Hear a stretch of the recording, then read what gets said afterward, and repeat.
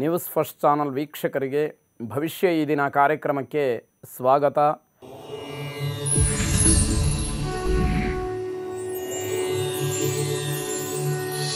ಮೊದಲು ಮೇಷರಾಶಿ. ಮೇಷರಾಶಿಯ ವಿದ್ಯಾರ್ಥಿಗಳಿಗೆ ಈ ದಿವಸ ಸಾಧಾರಣವಾದಂತಹ ಫಲ.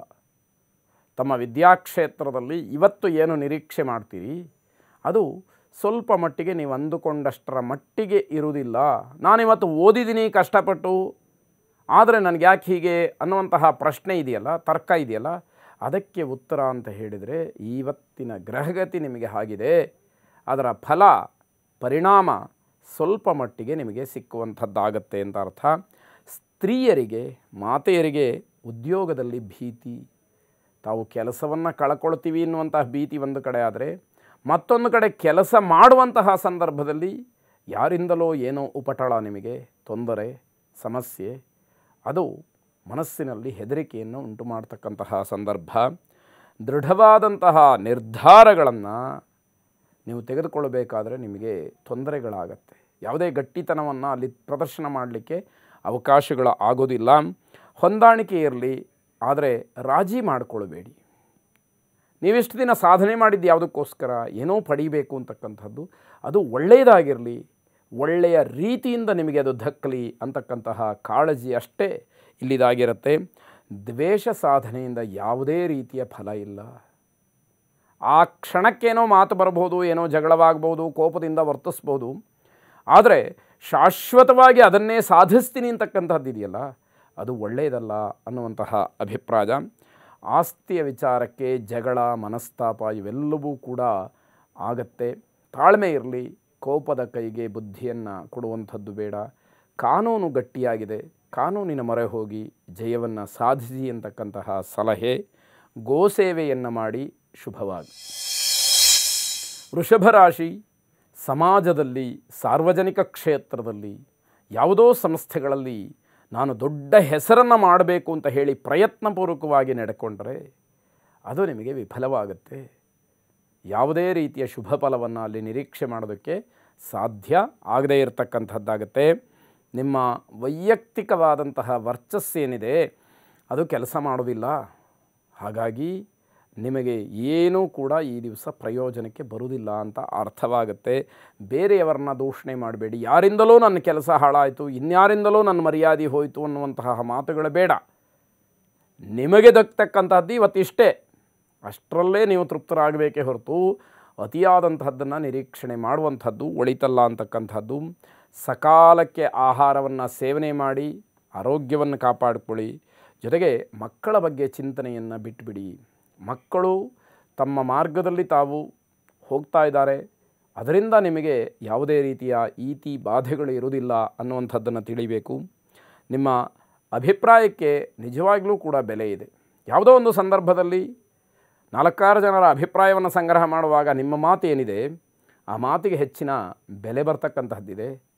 ಅದನ್ನು ಗಮನಿಸಿಕೊಂಡು ಸಮಾಧಾನವನ್ನು ಮಾಡಿಕೊಳ್ಬೇಕಾಗತ್ತೆ. ಲಕ್ಷ್ಮೀನಾರಾಯಣರನ್ನು ವಿಶೇಷವಾಗಿ ಪ್ರಾರ್ಥನೆ ಮಾಡಿ, ಲಕ್ಷ್ಮೀನಾರಾಯಣ ಹೃದಯ ಸ್ತೋತ್ರವನ್ನು ಶ್ರವಣ ಮಾಡಿ ಶುಭವಾಗಿ. ಮಿಥುನ ರಾಶಿ. ಸರ್ಕಾರಿ ಉದ್ಯೋಗಿಗಳು ತಮ್ಮ ತಪ್ಪಿನಿಂದ ತಾವು ಕೆಲಸವನ್ನು ಕಳ್ಕೊಳ್ತಕ್ಕಂತಹ ಭೀತಿ ಕಾಡುತ್ತೆ. ಎಲ್ಲಿ ನನ್ನ ಕೆಲಸ ಹೋಗ್ಬಿಡುತ್ತೋ, ಎಲ್ಲಿ ನನ್ನ ಅನ್ನಕ್ಕೆ ಕಲ್ಲು ಬೀಳುತ್ತೋ ಅನ್ನುವಂತಹ ಭಯ ಕಾಡುತ್ತೆ. ಆದರೆ ತಪ್ಪು ಮಾಡುವಾಗ ಈ ಯೋಚನೆ ಬರಲಿಲ್ವಾ ಅನ್ನುವಂಥದ್ದನ್ನು ಪ್ರಶ್ನೆ ಮಾಡಿಕೊಳ್ಬೇಕಾಗತ್ತೆ. ಮಾತೆಯರಿಗೆ ವಸ್ತ್ರಾಭರಣ ಪ್ರಾಪ್ತಿ ಇದೆ, ಅದರಿಂದ ಮಾನಸಿಕವಾಗಿ ತುಂಬ ಸಂತೋಷವಾಗ್ತಕ್ಕಂಥದ್ದು. ಶುಭ ಕಾರ್ಯಗಳು ಅರ್ಧಕ್ಕೆ ನಿಂತು ಹೋಗುವಂಥದ್ದು, ಇದು ಬಹಳ ಬೇಸರವನ್ನು ತರತಕ್ಕಂತಹ ಸಂಗತಿ. ಆದರೆ ಅಲ್ಲಿಯ ವಾತಾವರಣ, ಆಡ್ತಕ್ಕಂತಹ ಮಾತುಗಳು ಇವೆಲ್ಲವೂ ಕೂಡ ಇದನ್ನು ಅವಲಂಬಿಸಿರುತ್ತೆ ಅಂತಕ್ಕಂಥದ್ದು. ಬೇರೆಯವರ ವಿಚಾರ ನಿಮಗೆ ತೊಂದರೆ ಮಾಡುತ್ತೆ. ಯಾರದ್ದೋ ವಿಷಯ ಕಟ್ಟಿಕೊಂಡು ನಿಮಗೇನಾಗಬೇಕಾಗಿದೆ? ನಿಮಗೆ ಸಂಬಂಧಪಡದೇ ಇರತಕ್ಕಂತಹ ವಿಚಾರದಲ್ಲಿ ನೀವು ಮಗ್ನರಾಗಿ ಯಾಕೆ ತೊಂದರೆ ಮಾಡ್ಕೊಳ್ತೀರಿ? ಇದನ್ನು ಪ್ರಶ್ನೆ ಮಾಡ್ಕೊಳ್ಳಿ, ಆತ್ಮಾವಲೋಕನ ಮಾಡ್ಕೊಳ್ಳಿ, ಅದರಿಂದ ಹೊರಬನ್ನಿ ಅಂತಕ್ಕಂಥದ್ದು. ಇಷ್ಟ ಇಲ್ಲದೆ ಇರತಕ್ಕಂತಹ ಕೆಲಸವನ್ನು ಮಾಡಬೇಡಿ. ಯಾವುದು ನಿಮ್ಮ ಮನಸ್ಸಿಗೆ ತೃಪ್ತಿಯನ್ನು ಕೊಡುತ್ತೋ, ಯಾವುದು ಯೋಗ್ಯವಾದಂತಹ ಕೆಲಸವೋ, ಸಮಾಜಕ್ಕೆ ಒಳ್ಳೆಯ ಸಂದೇಶ ಹೋಗುತ್ತೋ ಅಂತಹ ಕೆಲಸಗಳನ್ನು ಆಯ್ಕೆ ಮಾಡಿ ಅದೇ ಕೆಲಸಗಳನ್ನು ಮಾಡಿ ಸ್ವಂತ ಉದ್ಯೋಗಕ್ಕೆ ಮುಂದಾಗ್ತೀರಿ. ಸ್ವಲ್ಪ ಮಟ್ಟಿಗೆ ಲಾಭ ನಿಧಾನವಾಗಬಹುದು, ಆದರೆ ಅದರಲ್ಲಿ ಏಳಿಗೆಯನ್ನು ಕಾಣ್ತಕ್ಕಂತಹ ಯೋಗ ನಿಮ್ಮದಾಗುವಂಥದ್ದಿದೆ. ಗಣಪತಿಯನ್ನು ವಿಶೇಷವಾಗಿ ಪ್ರಾರ್ಥನೆ ಮಾಡಿ ಶುಭವಾಗಿ. ಕರ್ಕಾಟಕ ರಾಶಿ, ಹಲವಾರು ದಿವಸಗಳ ಒಂದು ಆಸೆ ನನಸಾಗ್ತಕ್ಕಂತಹ ಸಮಯ ನಿಮಗೆ ಬರ್ತಾ ಇದೆ, ಅಥವಾ ಈ ದಿವಸ ಅದನ್ನು ನೋಡ್ತೀರಿ ಅಂತಕ್ಕಂಥದ್ದೇ ಒಂದು ಖುಷಿಯ ಸಂದೇಶ. ನಿಮ್ಮವರೇ ನಿಮಗೆ ಶತ್ರುಗಳಾಗಿ ಕಾಟವನ್ನು ಕೊಡ್ತಾರೆ, ಜೊತೆಯಲ್ಲೇ ಇರ್ತಾರೆ. ಅವರೇ ಶತ್ರುಗಳು, ಹಿತಶತ್ರುಗಳು. ಅವರನ್ನು ಗುರುತಿಸುವಂಥದ್ದೇ ಕಷ್ಟ. ಹಾಗಾಗಿ ಅವರು ನಿಮಗೆ ಯಾವ ಕ್ಷಣದಲ್ಲಿ ಬೇಕಾದರೂ ಕೂಡ ಸಮಸ್ಯೆಯನ್ನು ಉಂಟು ಮಾಡಬಹುದು ಅನ್ನುವಂಥದ್ದು. ಕೇವಲ ಮಾತನ್ನು ಆಡಬೇಡಿ, ಧೈರ್ಯ ಇರಲಿ. ಯಾರನ್ನೂ ಹೇಗೋ ಎದುರಿಸ್ಬಿಡ್ತೀನಿ ಅನ್ನುವಂತಹ ಮಾತು ಮಾತ್ರ ಬೇಡ, ಕಾರ್ಯರೂಪದಲ್ಲಿ ಅದಿರಲಿ. ಆ ಕಾರ್ಯರೂಪಕ್ಕೆ ತರಬೇಕಾದರೆ ತನ್ನದೇ ಆದಂತಹ ಧೈರ್ಯ ಇರಬೇಕಲ್ಲ, ಅದು ನಿಮಗೆ ಆಂತರಿಕವಾಗಿರಲಿ. ನೀವು ಹೆದರಿದ್ರಿ ಕೆಲಸ ಕೆಡುತ್ತೆ. ಅದನ್ನು ಆಲೋಚನೆ ಮಾಡಿ ಚಿಂತಿಸಿದ ಕೆಲಸಗಳನ್ನು ಪೂರ್ಣ ಮಾಡಿ. ಯಾವುದನ್ನು ಕೂಡ ಅರ್ಧಕ್ಕೆ ನಿಲ್ಲಿಸುವಂಥದ್ದು, ಅಧೈರ್ಯದಿಂದ ಬಿಡುವಂಥದ್ದು ಖಂಡಿತ ಬೇಡ. ತಂದೆ ಮಕ್ಕಳ ಸಂಬಂಧ ಮಧುರವಾಗಿರಲಿ. ಯಾವ ಕಾರಣಕ್ಕೂ ತಂದೆ ಮಕ್ಕಳು ಜಗಳವನ್ನು ಮಾಡಿಕೊಳ್ಳುವಂಥದ್ದು ಬೇಡವೇ ಬೇಡ. ಯಾವುದೇ ಸಂದರ್ಭದಲ್ಲಿ ಕೋಪವನ್ನು ಮಾಡಿಕೊಳ್ಬೇಡಿ.